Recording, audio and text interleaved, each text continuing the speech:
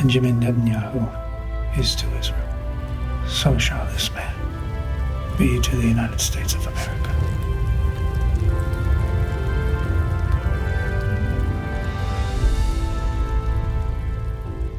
All right, let's do it. Everyone, welcome to Boys Bible Study. We're excited to be back again with our very special guest, Danny Haloossim. Danny, say hi. Hey.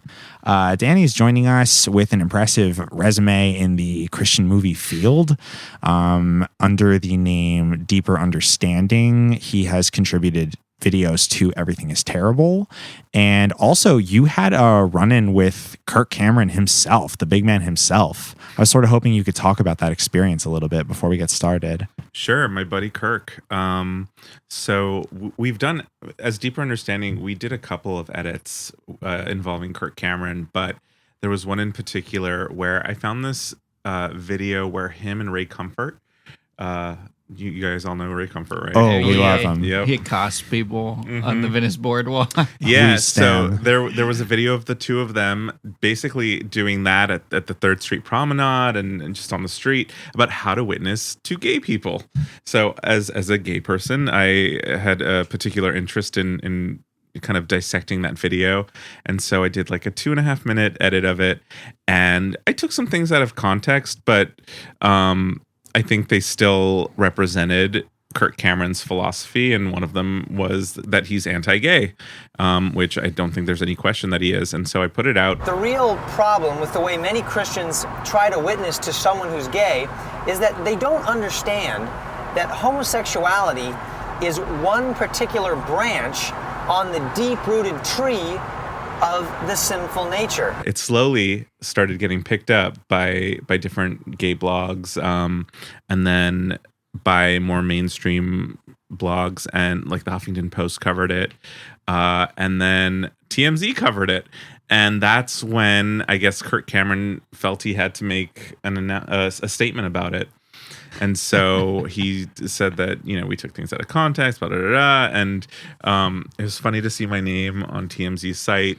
And they contacted us for a statement. And, I basically told them what I told you guys just now. And they took what I said out of context. So if TMZ ever contacts you guys, don't give them a statement. And they basically took Kirk Cameron's side. His TMZ did? Yeah. Wow. Yeah. And like Kirk Cameron and whoever was releasing statements on his behalf were so full of shit. They said that they sent us a cease and desist letter and this and that. I mean, basically all they did was file a copyright claim on YouTube. And if you're in the world of found footage, you're used to them. You get them all the time. It's not a big deal.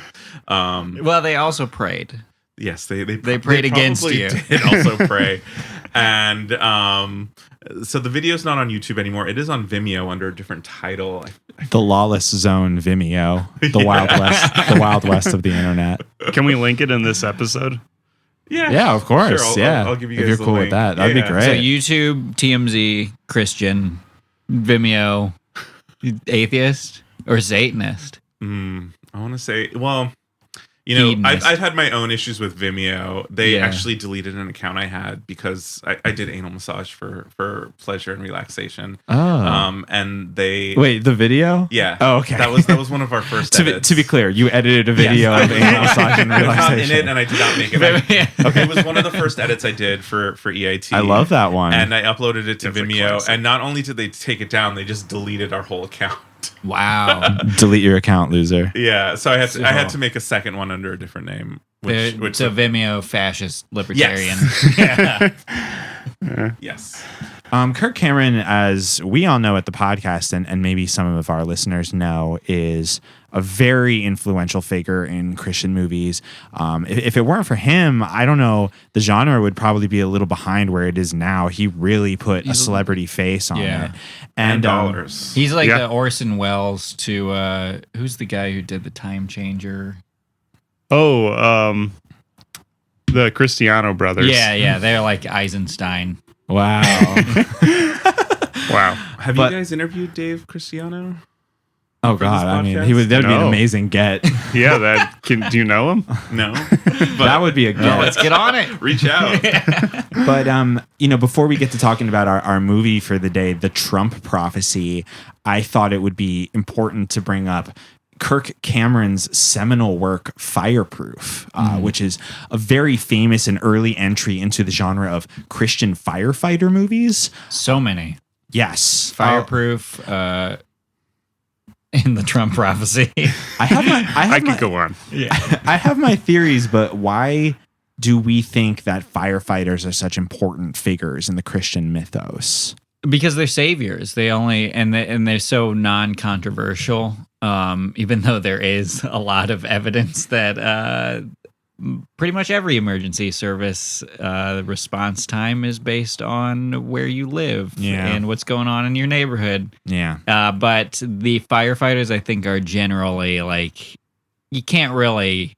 Sure, there's like people like I'm sure like Peter Thiel is like, if we just privatized firefighters, it would work a lot better. But for the general part, you call the firefighters and they come and rescue you. They don't like shoot you while you're asleep in your car or like throw you into the fire, like accuse you of being the arsonist and stuff like that. Yeah, the bottom line is they're there to help and they'll risk their lives for us. Yeah, which is how all Christians view themselves. Yes. And there's the whole thing about trying to rescue people from the fires of hell. Yeah. Oh, yeah. And there's this whole there's a public service element to it too, because they also love cops in the military. But that love of people who serve the public seems to end at like retail workers or anyone doing any other kind of job ever. Yes. I just feel like, Christians just rank highly on like the Yelp review demographic. Can you review firehouses on Yelp? I'm sure. Leave some Oh my shitty God. reviews. I'm sure. Kind of down that rabbit hole. If you guys haven't ever found it, Dick Van Dyke, who is very outspoken about his Christianity, but isn't as heavy-handed as Kirk Cameron. He has a Yelp account You found his Yelp account. I Yeah. remember this. I remember you sent that to the group chat. and left a very, very nasty review for a hotel. It's just so entertaining to read. Wow. Yeah. Wow. We stand. But continuing in a new generation of Christian firefighter movies is The Trump Prophecy. How did we find this one? I feel like you brought it to me first, Julian. I mean, I had just seen previews for it last year on Facebook and YouTube and all those digital rags talking about this new movie about how Trump's going to be president. A guy predicted Trump being president is coming to theaters for like a 2-night run nationwide. So it probably opened in like maybe 100 theaters around the country for 2 nights. And I'm sure it made 50 times its budget. And that's kind of where I heard about it. I had heard of the Trump prophecy before. I don't know where. We have a friend who I know he has a relative who's a firm believer in the Trump prophecy. Oh, nice. Really? And I think just hearing about like, this book was like popular when he got elected, because the Trump prophecy being a financial success is so contingent on Trump getting elected president, which is what happened.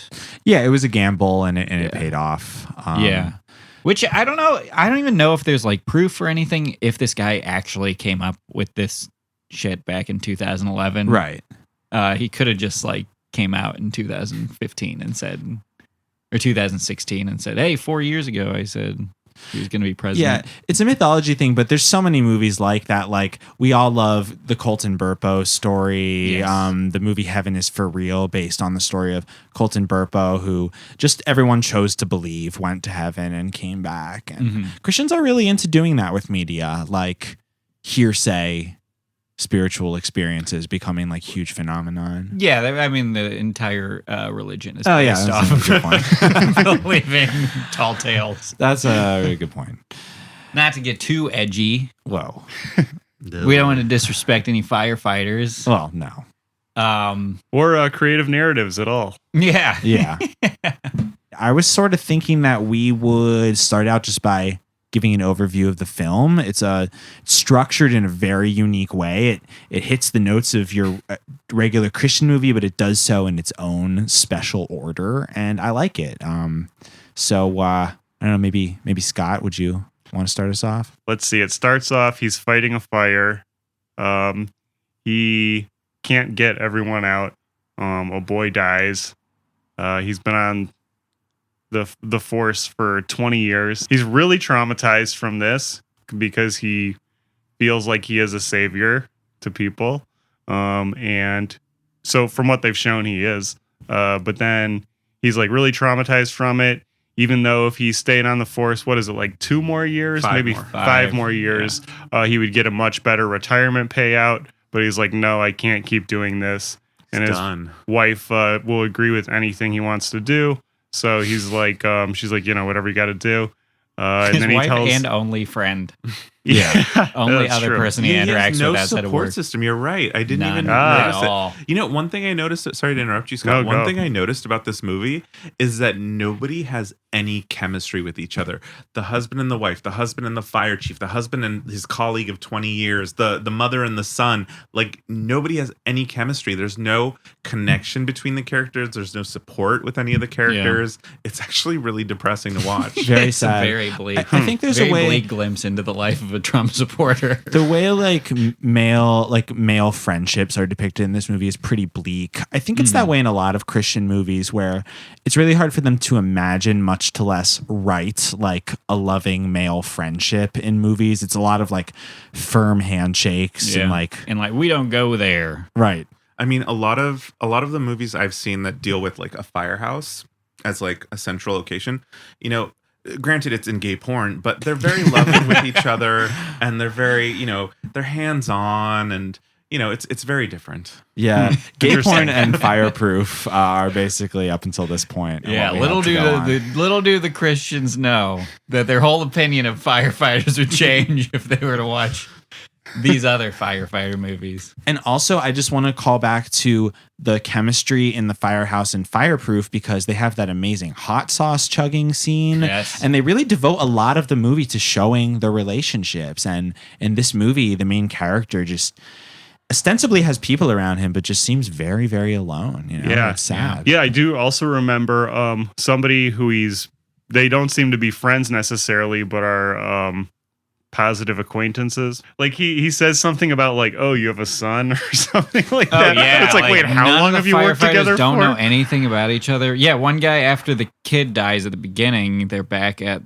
the locker rooms, and the guy's like, out of all days today, I have 4 daughters, and it's the oldest one's birthday, and like you guys have worked together 20 years. Doesn't he already know this shit? Yeah. Well, not only that, they've also probably been together all night prior to going to fight this fire. Yeah. He didn't mention, just in passing, oh yeah, it's my daughter's birthday They tonight. show their bunk beds. and Yeah. shit. Yeah. So where were we with the he retires? Oh yeah, so he due to retires. PTSD. He clearly has PTSD. Yes. And he And starts several times he says, "Is this what PTSD is? Is this what PTSD is about?" And we should also mention, it's really important to the plot to mention that as these PTSD symptoms develop, they manifest in the form of a CGI fire demon that is actually physically pursuing our main character. His name is Mark Taylor, by the way. Yeah. That's the name of the firefighter. And a real life person. Yes. Mark Taylor. Yeah. Yes. And he begins to be pursued by the fire demon PTSD. Yeah. Post-traumatic stress demon. That's what PTSD stands for. Yeah, the dream sequences are really good. That's like gonna be what I remember the most from this movie. Yeah. Like 20 years from now, I will remember the demons, and I will remember that glowing orb. But yeah, he continually has these dreams. Wakes up in the middle of the night. He's staying up all night rambling things down, writing in his dream journal. His wife doesn't know what's going on. The only comment she has about the whole situation is to tell him that his voice is deeper. Your voice sounds different. Different how? It's deeper. More resonant and more authoritative, which is when he's in like the deepest depths of his trauma. That's the only remark she has to say about it, despite the fact that they sleep in the same bed and he's been thrashing violently every night of the week. Sweating through the sheets. Yeah, so finally he has a dream about a giant orb coming out of his bed, and then he wakes up to Trump on the news back in 2011, starts writing down that Trump's going to be president. God told him that Trump was going to be president. And then he takes that to his doctor. How can any of this be real? The man never even tried to run. Trump was never taken seriously. Maybe it is real, but it's just not what you think it is. I'll tell you what I think. I think I'm going completely crazy. Why don't you let Dr. Colbert take a look at your journal? When the time's right, maybe I will. Oh boy, The whole thing just snowballs into a giant support campaign for President Trump. This man was not well taken care of by his medical team. Then the movie kind of shifts to the wife of the second doctor he sees. She starts a prayer chain to get Trump elected. Good morning, prayer warriors. As you know, we'll be blowing the shofar on election day. And then the night of the election, Mark Taylor goes to sleep early, despite the fact that his entire prophecy is contingent on Trump winning this election. Yeah. And he hasn't been able to go to sleep before 5 a.m. for about 6 years. He finally goes to bed early. God bless him. And he wakes up to Trump being president, and all the shitty people in the world are happy. Yeah, a lot to take in. A couple thoughts really struck as the movie came to its conclusion. We discussed this, but one of the hardest parts of the whole movie is just watching the characters in this movie be so happy at the end. Like, damn, they really won. So good for them. And there are several scenes where it's like people are acknowledging that it's a wacky idea. When the wife of the second doctor, who is the doctor who he's referred to is his name is Dr. Colbert. Yeah, Dr. Right? Don Colbert, whose website banner calls he's the America's #1 doctor for faith and medicine. Oh, he's a real person. Got his medical degree from Oral Roberts University, and some carefully placed set design has all of his books about the keto diet are on full display in his office. You know, that's the kind of doctor you go see when you have PTSD. Yeah, so his wife calls people telling them to support Trump, and they're like, that's a crazy idea, but maybe I'll do it. Well, they all say, I don't like Donald Trump. I don't like almost him. every single person. Yeah. The Lord wants me to start a national prayer call, and I want you to be a part of it. Okay, what does he want us to pray for? Well, not what, who? Donald Trump. Be the next president of the United States. Mary, there's something I need to tell you. I've never been a fan of Donald Trump. Make a point to... Yeah, that's a really interesting thing because it allows the characters and evangelicals in general, through the voices of the characters, to give themselves an out for saying, you know, it's not really up to us. Like, it's up to God. And, you know, I was a little confused at first. I was for Ted Cruz before this, which is like another just ugly motherfucker. And also, like, to make it like seem crazy in the movie when it actually ends up being true, you can then for the rest of your life you can be like, oh, it sounds crazy, I know, but it's true. Yeah. Yeah. So hey, they won, we lost. So good job. Owned. I think yeah. So if we can go back to just the way he chose to treat him, other than taking advantage of the story he had written down to presumably profit off of it. He gave him filtered water. I didn't see any sign of anything else. Yeah, I'm a therapist, and I don't know if I would prescribe filtered water as treatment for PTSD, but what do I know? Really interesting. In general, Danny, just because, you know, that's a big part of your life is your work in therapy, I was curious if you had thoughts on the depiction of PTSD in this movie, and was it true or not? That's the big question on our minds. And is the keto diet the keto diet can cure anything, guys. Well, okay, so first of all, I think Mark does present as some, again, I don't know him, I'm not diagnosing him, but he has gone through a lot of experiences that would make it seem that he would suffer from PTSD. And the way it was depicted, you know, insomnia, reliving the experience, depression, anxiety, those are all symptoms of PTSD. fire demons. Fire demons specifically, yes. I think, you know, it started out okay. Like, it started out like he went to a medical doctor and they ran some tests to kind of eliminate any physical medical problems. And then after that, that's where it kind of spiraled. He should have seen a psychiatrist. He should have seen a therapist. What's Colbert's specialty? Like anti-aging or something? Yeah, that's the first thing it says on his website. Also, I would like to add that the first doctor he sees is wearing a suit and tie in a very poorly lit office. Yeah. And they give him vague tests, and he is immediately... Oh, no, the very, very first doctor he sees, who looks like a GP, is just... Looks in his throat and his ears and says, I'm going to give you some SSRIs. Which can without be anything else. Can be used to treat PTSD, but it shouldn't be the first go-to, like the first thing you do. Right. You should see a psychiatrist. You should see a therapist, and then eventually introduce, maybe and it's not for everybody either. But if it calls for it, then that can be an option. But right out from of your the gate, general practitioner. Yeah, Can you just exactly. prescribe those. Yeah, it's a little suspect. Yeah. What do you think about the power of prayer? Look, I'm not a religious person. Yeah. But I also don't want to knock it if it helps somebody else. It personally wouldn't be my go-to for myself. If it makes somebody feel better, go for it. Yeah, I think there's a lot of truth in that in general, like not just for prayer, but the problem is like, we all have like little superstitions in our lives, and it's like if lighting incense makes you feel better, if praying makes you feel better, then go for it. But the problem is when superstition eschews like going through that proper medical path, where it ending up supersedes at like everything else. exactly, And your just supposed so common. support network is just telling you to continue doing this. It's basically like to me, I see it as like just a form of meditation for somebody. And for a lot of people who think because of like the way our society is formed or the way that their personal lives are, have a lot of difficulty confronting very serious issues or problems with themselves. It can give them sort of a way to deal with those things, at least on a very, very personal level. Yeah, it's a great way to externalize some of those things. Yeah. So I mean, I don't think...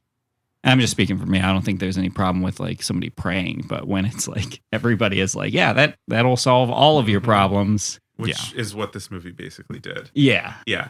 The second half of the movie, it just felt so unhinged to me. Yes. Like Mary Colbert, like she took over the movie, and it her. It just seemed to like icon. spiral and just become so unhinged, and Mark almost became a secondary plot point at that point. He disappears for 20 minutes. Love it. He became like a tool for getting what she needed. Right. Because like he's at a stage in his life where just him praying with one or two people will make him feel better in the immediate time. She needs like millions of people to start praying. Yeah. Yeah. Something very narcissistic about it. Oh yeah, it's Mary Colbert is a narcissist. Let's just go out and say it. I think something about that you brought up really like struck a nerve with me, because structurally I think this movie was in an atypical way very typical for a Christian movie, because a lot of Christian movies will spend the first half of the movie like setting up this emotional scenario, and sort of you'll meet a character and it'll go through like all the rise and fall of the first act of a movie, but then everyone in the movie develops a plan. And then the rest of the movie is just them like acting out the plan. It's just a very strange thing. We saw it in that movie, true. Let There Be Light, when they designed an app halfway through the movie. They're like, I think we need to make an app. Yeah. I love it. It is comparable. A lot of to the that, old Cristiano movies are like that too, where it's about something and then it just hits a point and then it just becomes all about like the propaganda. Yeah. really. They run out of stuff to talk about in the narrative, so they're like, well, we got another hour to fill. Yeah. Let's just have talking heads interviews for the last 20 minutes of this, which is how this movie ends. Oh yeah, We that's skipped worth over noting, that part too. in our viewing. That's worth noting too. Yeah. When the three of us watched it together before Danny, we actually sat through all of the interviews at the end. But a really important structural thing about this movie is that, after the whole movie is done, after Trump gets elected, they do the whole giant prayer line. There's just a solid half hour of just dry interviews with some background music with Michelle Bachmann, among other luminaries. It's very interesting. But right before that, they do that like Who looks 5 great, minute. by the way. Oh yeah. She toned down the crazy eyes. Yeah, she's good. She looks almost human now. Iconic. The United States is really a beacon for the world, a city on the hill, so to speak. And so as long as we name the name of our God, and as long as we follow biblical attributes, America will be strong. She did a great job in it. Right before they do the talking heads, though, they do like a full-on military montage of people holding pictures of presumably loved ones that died at war. But then sometimes they walk into the frame like, we're not dead. Yeah. Surprise. It's so strange. And for a movie that had literally nothing to do with the military to end in this way. Well, it was prayer just like, warriors. oh, yeah, that is true. Yeah. The real warriors. It's like that picture of the like little baby wolf with one arrow in its back, and it's like U.S. soldiers. And then in the and then there's like a bigger wolf with all the other arrows in it that was protecting the little wolf, and that's the prayer warriors. Yes. The true sacrifice. Didn't Marguerite from that wife swap episode call herself a prayer warrior also? God Warrior. Yeah, Danny's referencing the famous episode of Wife Swap that is just a huge, important, like canonically 2000s TV moment. And yeah, she says, I am a God Warrior. Everything I've been saying and preaching and praying and saying, tarot cards and astrology and witch books and because I'm the warrior. I ask all the questions. I'm a God warrior! And, that clip in general was a big gateway into Christian media for me because, like, you gotta love her. Like, that clip holds up to this day. True entertainer. Yeah, true entertainer. Should we talk about the prophecy itself? Oh, please. This guy came up with this prophecy in 2011, he alleges. And in the movie, it's presented as Trump was just some random, kind of unheard of guy. I mean, people knew who he was, but they weren't fans of him. And this like idea that he would run for president came out of nowhere. And it just like glosses over the fact that he was, in 2011, he's like the most popular person on Twitter. He just talks shit about Obama all day long. He's like the head of the birther movement. Years he'd been and flirting with running for president his entire life. And he was the host of like the most watched show on network television. Yeah. But the movie treats it like he's just some guy who like didn't really exist before. A grassroots underdog. Yeah. Did any of you watch The Apprentice ever? Now, I remember watching like a little bit of it and being like, this is so stupid. I don't care about this shit. I've never seen it. I think I watched a couple episodes. Let it be known that I have hated Trump day one. Wow. Resistance warrior. Yeah. You're say a woke king. Yeah. Woke king, Julianne. But it's like everybody knew, even if you didn't watch it, he was referenced all the time. Yeah. Oh, yeah. I definitely saw clips or just heard the clip of "You're Fired" a bunch. Danny just went to his archives and brought out Trump the Game, what appears to be a Donald J. Trump board game from when he still had all brown hair and looked pretty young. Do you know what about this game is from? I don't know. I've actually never played it. It wasn't mine. Somebody I knew was like moving and cleaning out their house, and I just inherited a bunch of board games, and this was one of them. Well, you have a pretty big media and cultural ephemera collection anyway. I mean, I'm looking up to my left and I see you have a full collection of the Spice Girls on Tour Barbie doll. I don't know if it's Barbie brand, but they appear to be Barbie dolls. It's really cool. I don't know if I've ever noticed those pieces before. And I've been to your house so many times, but every time I'm here, I feel like there's something new. So this game came out in 1989 and it was put out by Milton Bradley. Oh boy. So that's a pretty big deal. This is Art of the Deal era, I believe. Never even opened the box. Has it? It's in good condition. The trump cards are all scattered throughout. Let's start to talk about some of the specific like biblical allusions in this piece because they're actually quite important. What I didn't realize until watching this for the second time, as actually Danny pointed out when we were watching, is that part of the main foundation for the Trump prophecy has to do with the book of Isaiah, chapter 45 of the book of Isaiah. As you know, Trump being the 45th president, maybe there's something to this. And it's essentially a part in the Bible that foretells a very important leader that's going to beat the wicked and stuff like that. Here, let me read the first a couple verses. It says, "This is what the Lord says to his anointed, to subdue nations before him and to strip kings of their armor, to open doors before him so that gates will not be shut. I will go before you and will level the mountains. I will break down gates of bronze and cut through bars of iron. I will give you hidden treasures, riches stored in secret places, so that you may know I am the Lord. That's the Iraqi dinar. Yes, That's the goal. And even if you notice in the movie, there was actually a moment when there was audio clips that talked about the supposed RV, the revaluing of all world currency that some Christian conspiracy theorists think that Trump is going to bring.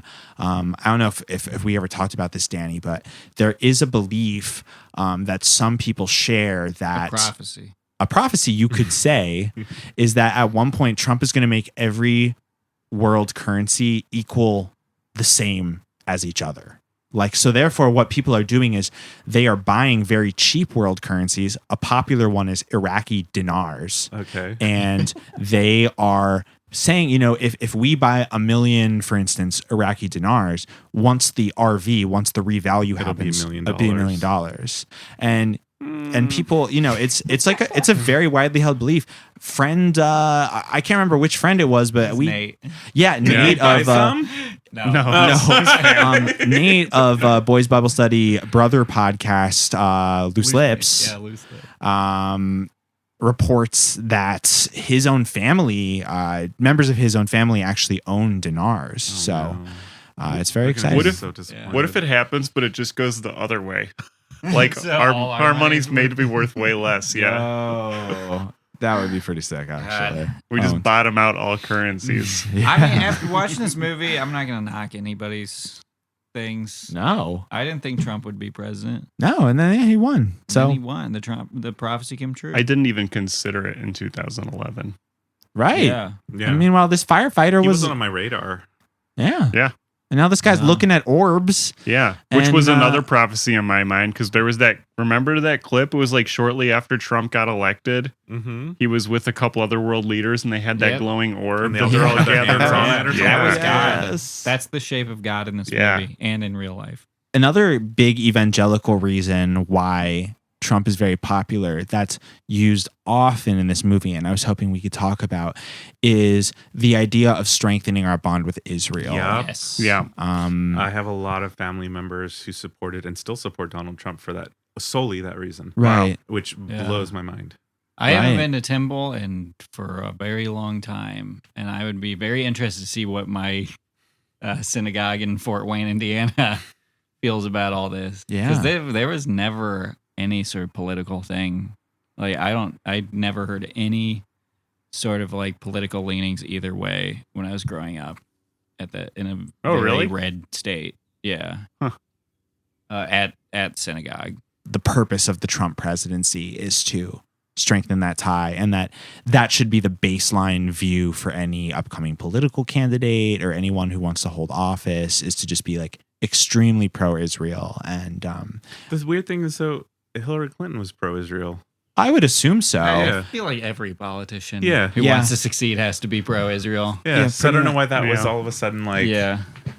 Yeah, well, it just goes to show. I mean, the fact is, even having a politician like Ilhan Omar or Alexandria Ocasio-Cortez, who are honestly not even saying stuff that's that radical, a lot of the stuff they're saying about Israel is like very mild criticisms, and even just that little bit is enough to activate this huge pushback from the culture of our country in general, and it's just being blown up in a huge way. And I think that it's been interesting to really confront that face to face nowadays. Yeah, I mean, in popular American culture, it seems like Israel is just synonymous with being Jewish, and if you are Jewish, you must be a supporter of Israel. And I have like a coworker who, and she is like ultra Zionist, and it's impossible to talk to her about any sort of Israeli thing, because she she had told me once before, because I went to Israel on birthright and didn't really like it that much, and thought there were a lot of fucked up things that I was told by Israeli people. Yeah. And she, like, talking to her about it, she like sat me down and she was like, why for thousands of years was this land uninhabitable, and then the Jews came there, and built it up from nothing.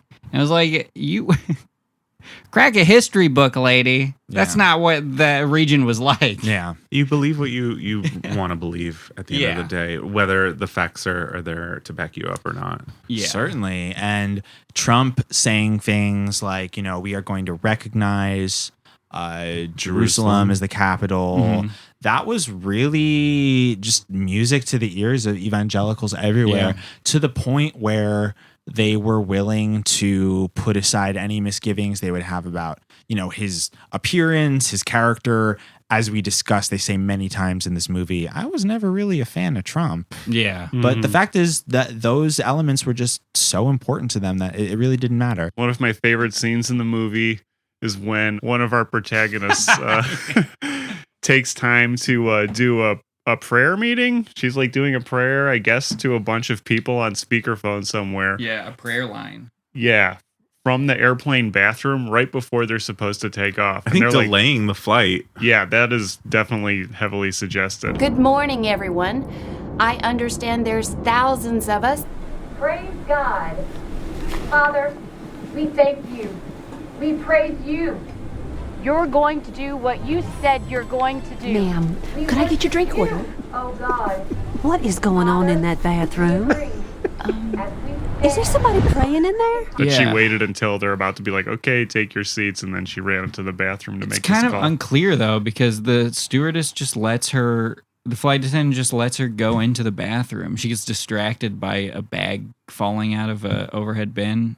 And that her she just lets husband, her in it's the- almost like he does it on purpose. Yeah, and then He you was can hear laughing about plane it. noises while she's on the phone, but everybody can hear her praying, and her husband's laughing his ass off. And everybody else is so offended by somebody praying on an airplane. That's one of those Christian comedy moments. Like, that scene is great because it's like really one of those times when the Christians get to like kick back and do a physical comedy slapstick scene. If they really wanted to bring it home, they would have had like a goth guy get up and just be like, "I've had enough," and then he opens the emergency exit and walks out. You gotta be a PureFlix staff writer because they have so much potential to do shit like that, and they don't. Like, that's just. But there's this whole hot sauce chugging. Nobody even breathes fire or even smoke. You're right. Smoke out the ears. That would have been great. I should add it in now. But how loud would someone have to be talking that you actually heard them, like rows and rows back, could all hear them? I mean, even if you're not in flight, there's still a lot of noise on an airplane. Yeah. And on the only flight in the world today where everyone is just sitting there with no headphones on, there's no TVs, no laptops, no phones. Just people living in the moment. Also because like just the timing of that scene is just hilarious. It's that Christian comedy thing where like everyone's timing is just out of whack with each other. Like everyone's trying to play the character that's like, like everyone in the seat is like all doing that, and one person's like, I'll have a triple martini like with three olives, and she's so pissed off. Now what can I get for you? I'll have a double Tanqueray martini. Straight up, not dirty. And 3 olives. And then when the prayer conversation's done, she's like, thank God that's over. And the guy next to her is like, amen. And she turns to the guy like he just said the most outlandish thing. Most outlandish, upsetting thing. It's like, it's really strange. Like, are they on the same side? Are they not on the same side? It's really unclear. Maybe she didn't realize she was sitting next to anyone until he said that. Yeah. I think it's like in the 3rd season of Twin Peaks, apparently David Lynch just gave everybody their own lines out of context. And so they all just knew those and didn't know how the other person was going to be acting. That's so good. So I think that's how Christian comedy is formed, is everybody just gets their own lines. By the way, the woman on the plane, her role, according to the credits, is aristocratic lady. Wow, this movie's class conscious. Yeah. Wow, this movie's woke as hell. Damn. Martini. So I have the Trump movie, the Trump prophecy movie, 30 Days of Prayer. We could go through those. Oh, yeah, please. They're pretty short. I was hoping you would bring that up. Yeah. So what's this book? Is this actually from the Trump prophecy book? This is from the TrumpProphecyMovie.com. This is the 30 Days of Prayer. Day 1, say a prayer of thanksgiving for the freedom we enjoy in America. Oh, fair enough. Okay. And only pray for these things on these days.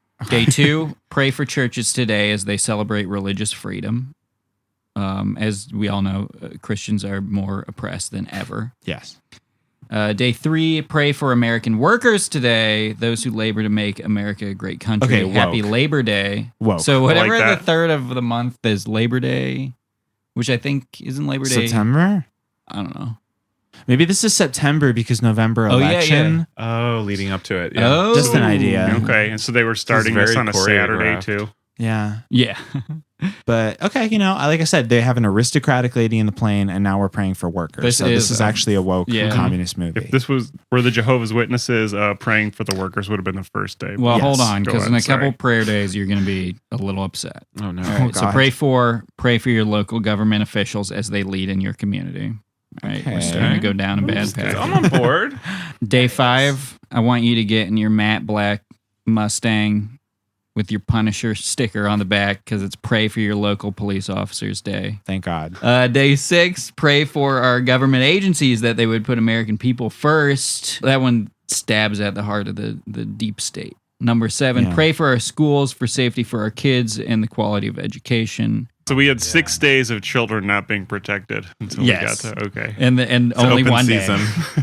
All right, number where was I? 8. We're getting a little older now. Day 8, pray for college students, the next generation of American leaders. Except for when free speech is banned on campuses. Yeah, So definitely yeah. don't. That's don't just pray for them. Liberty What if University. you're like in an apprenticeship or like you're just like working to save money, taking a year off between high school and college? you don't get shit. You're not Okay, included. You don't just get checking. shit. I wanted to Yeah. clarify that. Come on, Scott. Number 9, pray for Israel for safety and foreign relationships with nations in the Middle East. Keep it up, our brothers in Israel. Number 15, pray for your state government. That is so far after local government, and it's kind of the same thing. Pray for your deep state government. Yeah. Pray for the shadow government. Number 16, pray for our teachers, whether public, Christian, or homeschool. Oh boy. Number 20, pray for the U.S. Congress and specifically your congressperson. We don't want any overlap. If you're praying for the Iowa Congress people, they have it covered. If you're not in Iowa, It's not efficient. exactly. And this whole thing is about maximizing efficiency. That's why you do one prayer every day for 30 days. We don't want you staying up till 4 a.m. trying to jam all these in No. the night before the 31st day. Number 21, pray for your coworkers that they may get their coffee before they talk to you. Interesting. Okay, I was on board with pretty much. I was on board for pretty much everything so far, but there's no way I'm praying for my coworkers. Pray for your coworkers for all the life situations that they're going through, Ash. Everybody's got their own struggle and First their of all, own that's hustle. not true. First of all, I'm the only real one in the world. That's just completely not true. There is no one leading 3-dimensional lives except for me. I'm starting to think that those alt-right 4chan people are onto something with the NPC thing. The people who like are anti-Trump are just NPCs in video games because they all say the same thing. But the other day I was going in work, I had to go through security to an elevator bank, and there's this security guard in this building who just walks around every time I see him, and he just goes, "Oh, happy day. Oh, happy day. Oh, happy day." And he does that every time. And That's he just true walks the NPC. same path all the time. And then Whoa. this last time I tried to get into an elevator without a security badge, and he ran up to me, and he runs all the way up to me, and he stops and he goes, "Sir, you cannot use the elevator unless you talk to me first." And I was like, is this like a fucking quest I'm about to get? Whoa. So I think the simulation is breaking. yeah. Pray for the okay. Number 22. Pray for the simulation. Yeah. Number 22. Pray for President Trump's cabinets who are constantly under pressure and the microscope of the media. Number 29. My personal favorite. Pray for the Trump prophecy that it will be a resource for renewed focus of prayer for our nation. Basically, pray that we're a success. It was. It was. It is. And number 30. Pray for America that it would be a great country. And then did this movie come out on day 31? I think so. It must have. But, you know, spoilers. They're spoiling the movie by saying Trump's president. Day 32. Pray for irony podcasters that they might find the Trump prophecy as a resource. Yeah. Please pray for us that we can make it through watching any more of these movies. So I have a late breaking update that might change how we view some parts of the movie. I was just kind of looking through IMDb and looking at the cast list. So you guys remember Pops? The guy's father who died, and he has fond memories, and he left him the Bible that he's reading in the firehouse. And the boat that he works on for half of the movie. Right. So the actor who played Pops also played the Beast. Whoa! Holy shit! Double duty! Wow! Yikes! So I'm wondering if you guys have any thoughts on what that means. Well, so wait, maybe this is what's really going on here. He didn't have closure with Pops, and so like he's like seeing this view of him that's like destroying him, and he doesn't stop having that dream until he sells the boat. That's a good point. Because otherwise, what was the point of that whole boat thing? Wow. They had some time to fill. Well, I'm trying to give them the benefit of the doubt. Wow. Like, we need to eat up 10 more minutes of screen time. What can we do? We don't have enough talking heads. I'm also now imagining, I'd like to imagine that they made that old guy put all the dots on his face and wear the like the suit so you can act as a CGI character. I'm really trying to imagine that. I would like love to watch those behind the scenes clips. Yeah, like Benedict Cumberbatch playing Smog. Actor. Rolling around in a green bed. Yeah. He was on an episode of The X-Files. Really? At Pop/Beast's credits on what's IMDb. His name? Wow. His name is Darrell Nelson. This whole movie was Darrell Nelson in a mocap suit. Yeah. Every character was him. Wow, that guy's good. Yeah, versatile. New Andy Serkis. Yeah. Let's see. He played Maggie's dad in The X-Files in 1999. Always a father, never a bride. Never a demon. Never a demon. Yeah, finally. So he sells the boat to a father and son, and then he gives him the father the tackle box, and it's like there's a lot of memories in this tackle box. And he's like bad memories. He's hesitant to give it to him too. He's like, there's hesitation in him. This is my shit. You deal with it now. Yeah. Rather than dealing with it with a therapist or some sort of professional help.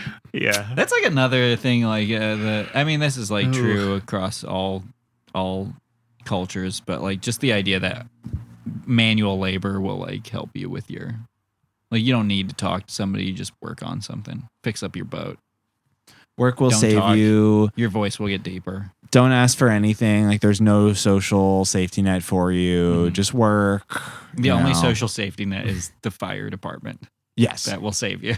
I had a really great time discussing the Trump prophecy with everyone and our special guest, Danny Haloossim. Thanks for having me, guys. Thank you for joining us. Please check out Danny's channel, Deeper Understanding. They are some of the best found footage re-editors.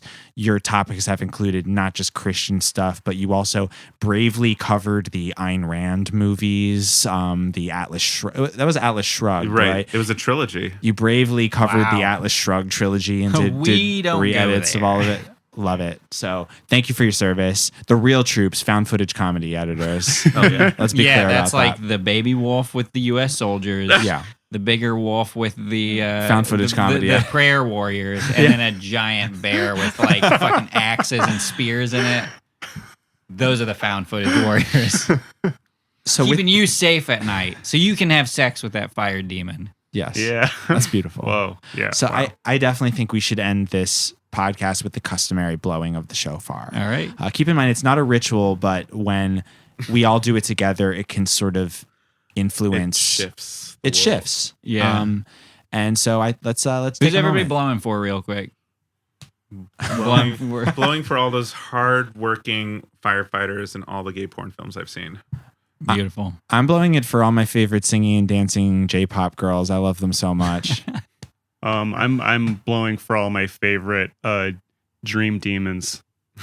I'm blowing for our podcast to succeed. Yay. Where all others have failed in this desolate podcasting world, that these Bible study boys will show up and cultivate this land. Hell yeah. All right. Ready? The shofar is called the voice. Blowing it is not a ritual.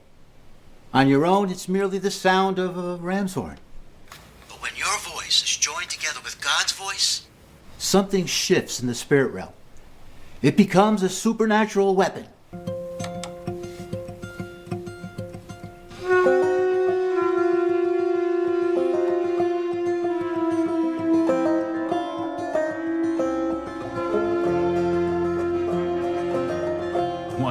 2, 3.